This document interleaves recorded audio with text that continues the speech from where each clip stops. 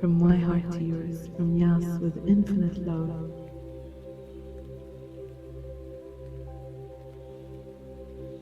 History repeats itself, and you find yourself going through the same loop and loop and loop. It's never ending, and you don't seem to find your way out. And you wonder why. That's if you wonder. If you don't wonder, this is your opportunity to wonder with me. Why am I going through the same patterns and loops? You go through these thoughts. I don't want to be like my dad. But guess what?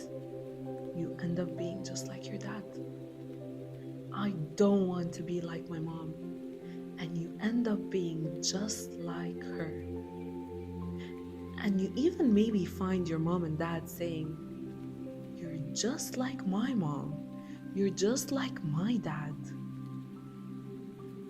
And they didn't want to be like their moms and dads. So when you're like their moms and dads, you trigger them. This is because there's something that they still didn't learn. They didn't change it. They didn't realize it. And the story goes on and on and on. A lot of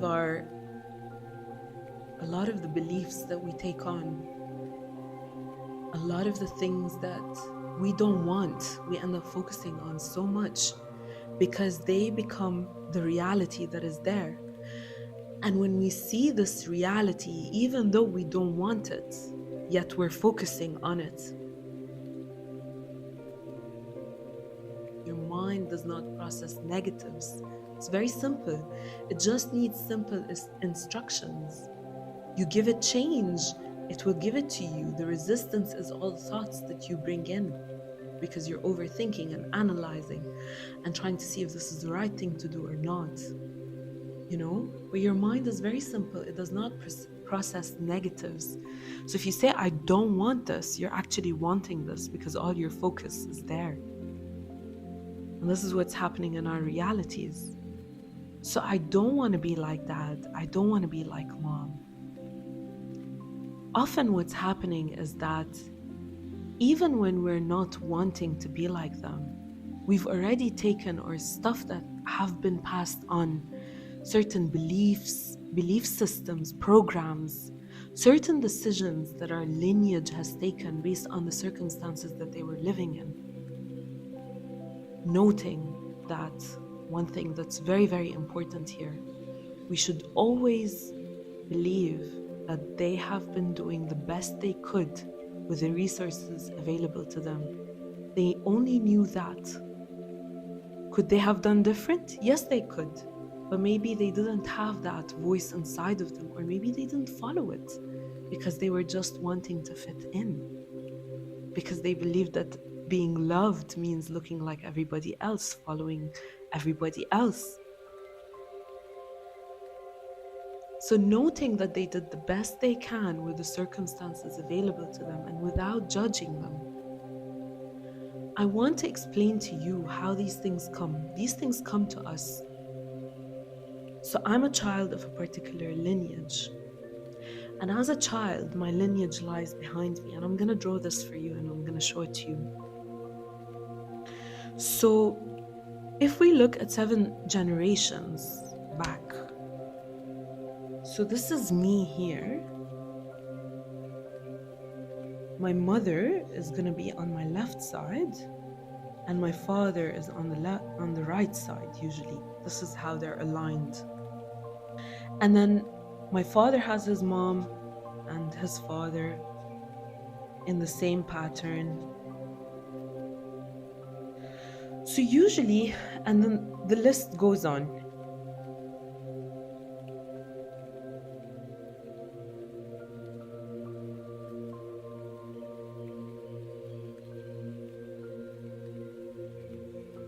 If you look at the lineage and we go through the ancestor line,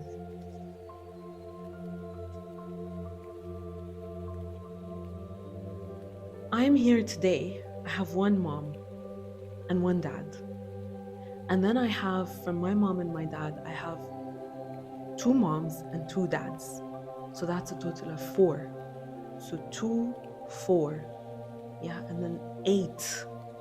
And then if you go 7 generations behind, that's 64 on the mother lineage. And then you have 64 on the father lineage. So that's 128 ancestors we're talking about. What happens when somebody wakes up and says, enough is enough? They are actually freeing, because they have to go back to the first ancestor that adopted a specific belief or a specific thought or a specific, so let's say money does not earn happiness or money does not buy happiness. Yeah, somebody adopted that belief. So what will happen to you when you have that belief that money does not buy happiness? You're just gonna dislike money, or you're gonna go for the pursuit of happiness in all routes that is away from money. But then who's gonna pay your bills? Then how are you gonna cater for your responsibilities? Think about that. Think about that. And then you wonder why you're not making money. This is one of the things, you know? Another thing could be like, life is not abundant. So always in living in lack. Whatever I do, it's never enough. So what do you think is going to happen to your reality? So usually when we attempt to do ancestral healing, we go back to the first ancestor that took this decision. Believe it or not, you can visit that ancestor and you're going to get a lot of insights. Most of the times, because we have these beliefs running through our system, what happens? The reality is you are no longer in the right place, because what happens is sometimes you're going to assume a higher responsibility. Let's say you have an absent father because your father was trying to search for his own father. So in search for his own father, or let's say your father had an absent father, and your father, without even noticing, became an absent father to you himself, despite the fact that he didn't want to be like his father. Because he's gonna do that because it's subconsciously operating in his mind, because that became the normal in his life. That became his comfort zone.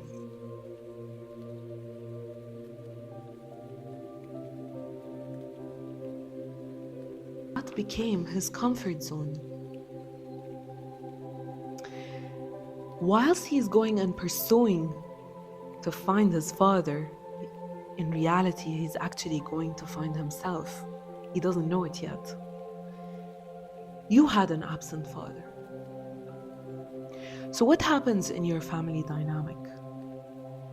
You will put on the masculine pants on, and you're going to grow up to be the masculine that's been absent for your own mom. So what happens there? You take the role of your father. So the roles are switched.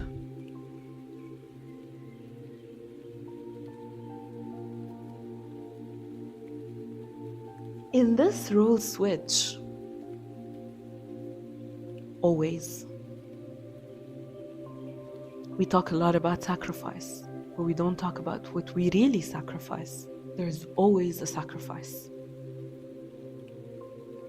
You're sacrificing your childhood, or maybe even your teenage years. You're sacrificing yourself because you're growing to be into somebody you're not meant to be. That's not your role. That's not what you're here to do.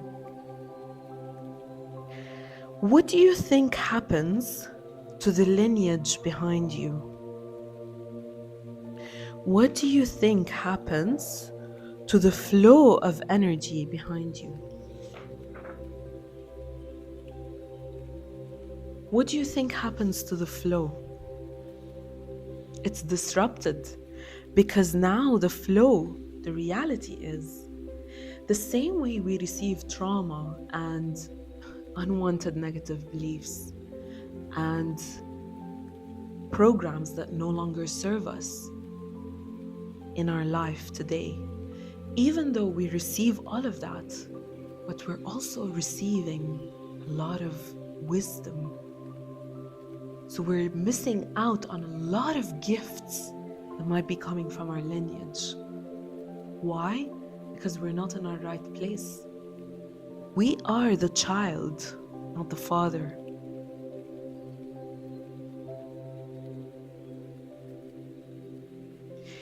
When you heal, most of the times when somebody goes, at least this is what happened with me, when I went for healing, I felt like I always said and complained that I never had space. There was no space for me. But in reality, there was. It was just that I wasn't occupying the right place, and hence why I didn't have my space. But I have been given a space in this family. Otherwise, I wouldn't be born into it. I was given a place in this family because there is a purpose. Because maybe I am the one who is waking up and saying, enough is enough. There needs to be another way. And I found that way. For me, it was the way of self-love. For me, it was the way of healing. For me, it was looking back at all of this and looking at my ancestral lineage, whether I blamed them or not, and switching that blame from me playing the victim of, oh, you didn't do that, you didn't do that. Well, I need to ask myself, what am I doing? In me saying that you didn't do that, and you didn't do that, and you didn't change this, and you didn't change that, I'm actually doing the same thing that they did. I'm stuck in the loop. But in reality, I need to ask myself, if I take that responsibility, I need to ask myself and say, what do I need to do to change this? How can I change that? Outside the blame and outside me playing the victim, because as long as I'm playing the victim, nothing's gonna change. Because I'm always gonna be hopeless and helpless, and history will repeat itself. But I don't want history to repeat itself. I want to create something anew. I want to be different. I want to have a different life. And that's okay. Because no matter what, I'm still going to be loved. And you ask me how I know. And I'll tell you how I know. Because I've done healings. And I've visited ancestors. And I understood. And I had so much compassion and love for them because I had so much compassion and love for myself. And in me visiting them through my womb journeys and through other journeys of self-love as well, through me visiting them, it was journeys of pain and celebration. Even when I channel ancestors for myself or others, you know what's the message that always comes? That always, always, always is repeated. This is what needs to be repeated. Live your life to the fullest. Experience all that you want to experience. We gave you the gift of life. We gave you a space in our lineage. Honor that. And for you to honor that, you need to honor yourself. You need to honor your life. You need to honor us. And once you honor us, your gifts will unlock.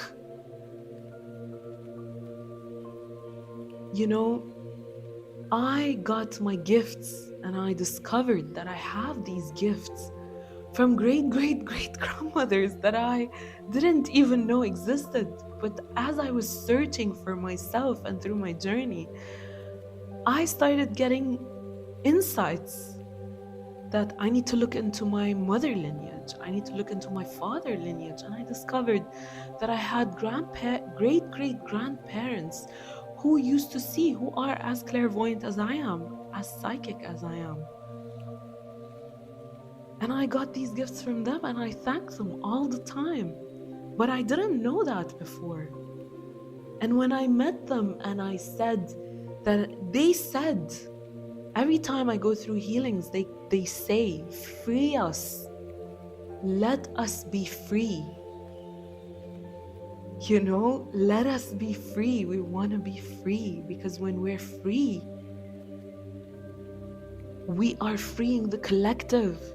Can you imagine you're going through an ancestry line and you're healing? Let's say you visit your 64th ancestor number 64.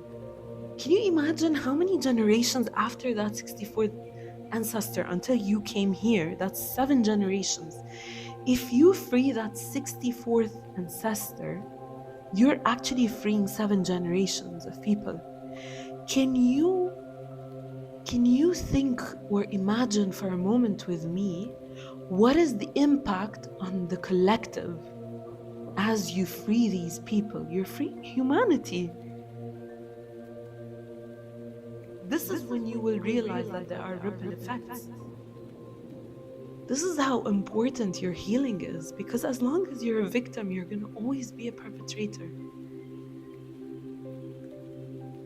But your tendency to be a perpetrator at some point in time will be higher unless you heal. Unless you make your pain your wisdom. Unless you jump on the apple. You swim, not just jump. You jump into the everlasting flow of life, into the ebbs and flows of nature, of life itself. You know, so if you want, because now I need to choose my words too, right? If you'd like history to stop repeating itself, then you need to be the person who stands up or who puts their foot down and says, I am ready to change this. And what do I need to do to change this? Do I need to heal? Do I need to reflect back? Do I need to forgive? Do I need to contemplate? Do I need to believe, have more faith? What is it that you need to really set them free and set yourself free, so that you can pave your own way, a different way that takes you into freedom? You don't want any entanglements. When I did ancestor healing, I remember I always thought that I had my father lineage always with me. My grandfather is always like my spirit guide, or my guardian angel, if you want, or whatever you want to call it. I just believe that he's there in the ethers with me, always watching over me. And I always send them love and blessings. But I only thought that he existed until I kept searching and searching. And then I realized I have more of them coming through. Then I realized that part of my mission is actually to honor them, to bless them and love them every single day, no matter what they did and did not do. Remember, because I'm alive, I have a body. I am much more powerful. I can create change. Their time is gone. They had their chance. Maybe they took it, but they couldn't make it. Maybe they didn't take it. Maybe they had their own reasons. Again, they were doing the best they could with the circumstances or with the resources available to them. Maybe they didn't have access. Maybe they were on survival mode all the time. You know, it was fear. They were driven by fear, not by love. They didn't understand the language of love. You know, so thinking about them and honoring them and not seeing them in their victimhood, seeing them in their full potential. You see yourself in your full potential. and you realize your own magnificence. You are magnificent. I am magnificent. We all are magnificent because we have a body, we have a mind to think, we have a heart to feel, we have a gut to know. We have it if we choose to unlock these things and choose a different path. When we say enough is enough, then only we can. When I visited these places, I remember it was like pain and celebration together, because it was painful what they've been through. Only when I saw their pain, you can never be in their shoes unless you choose to be in your own shoe, living their same experience. Yes, that's when you become the perpetrator, because only then you will understand, because you're seeing things from a different perspective. And when you see, when you see things from a different perspective, the truth will start revealing itself. The truth is multifaceted until you put all the pieces together. You won't be able to see the full picture. So choose to be that person who stands up and says enough is enough. I don't want this entanglement. I want that flow to come rushing through me. I receive their love. They pour into your heart so much love. And if you're a person that always feels disconnected and not supported, this is the biggest support that you can always have. It's there for you. Again, it's a relationship that you need to tap into.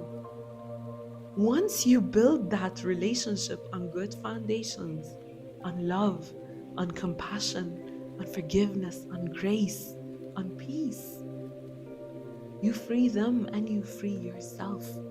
And then what are you doing? You're not taking this to the next generation. If you choose to have a next generation, your descendants will not carry that anymore. It stops with you. You cut it here. It ends here.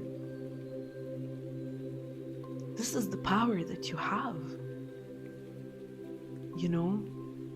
Think about that. Imagine what impact you would be creating. Imagine how much magnificence you're going to be feeling. Magnificence not in a way that you're better than them or you're better than anybody else or you're like above God. No, that's not what I mean. Magnificence, you will understand your worth. You will feel supported. You will feel their love because they are sending their blessings, because they are so ever grateful for you. In fact, I'll tell you that most of the times they give a space within the family for somebody that they know will be able to turn things around. And most often, that person is you. And what a great honor it is. And what a great gift, no matter how difficult it is. Even if you need to pave your own way by yourself, and even if that way is very different than anybody else's way.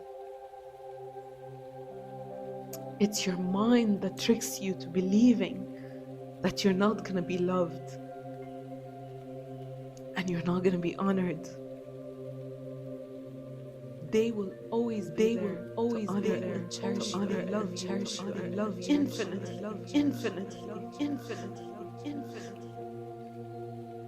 and abundantly. The last thing they want is for you to suffer.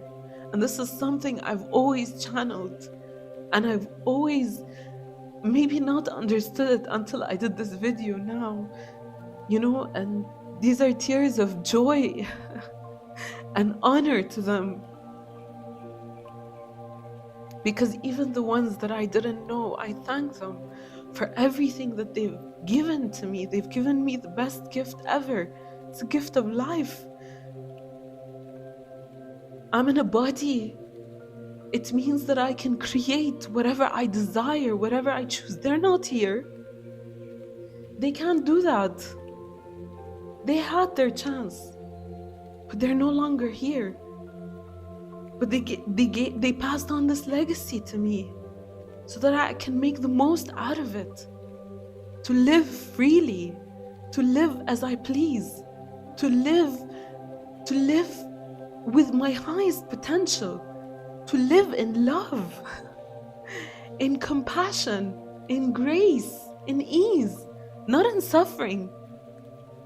Because even when I channel ancestors sometimes, they say, we didn't pass this on to you so that you can suffer. We're passing it on to you so you can change it, so you can release it and make it better for the people to follow. Not for you to suffer, for you to live fully and embrace life fully. So to my ancestors, and I would actually recommend that you do this as well, to my ancestors, I say thank you. Thank you for giving me the gift of life.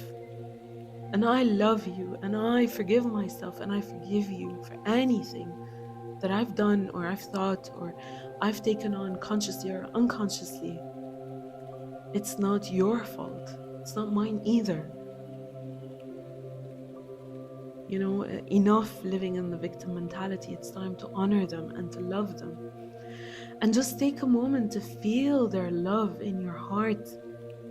Feel that warmth, that life that they gave you. Life is warm because it's full of love. Even if we're in the winter season, so long as the sun is shining, there's always warmth. Even in places where the sun does not shine, there's always warmth, there's always love.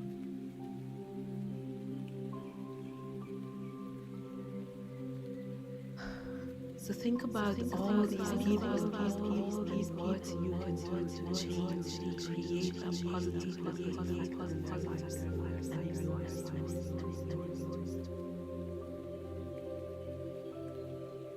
From my heart to yours, from Yas with infinite love, your self-love mentor and coach.